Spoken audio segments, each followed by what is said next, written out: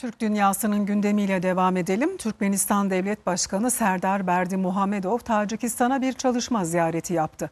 Ziyarette iki ülke arasında devam eden ikili ve bölgesel işbirliği konuları görüşüldü. Müzakereler sonucunda toplam 24 belge imzalandı. Türkmen lider Berdimuhamedov 2 günlük bir resmi ziyaret için Tacikistan'a gitti. Tacikistan Devlet Başkanı Emomali Rahmon, Duşanbe'deki Millet Sarayı önünde konu için resmi karşılama töreni düzenledi. İkili ve heyetler arası görüşmelerde iki ülke arasındaki ekonomik ve ticari ilişkilerin geliştirilmesi masadaydı. Enerji, sanayi, tarım, ulaşım, eğitim ve turizm alanlarında işbirliği olanakları değerlendirildi.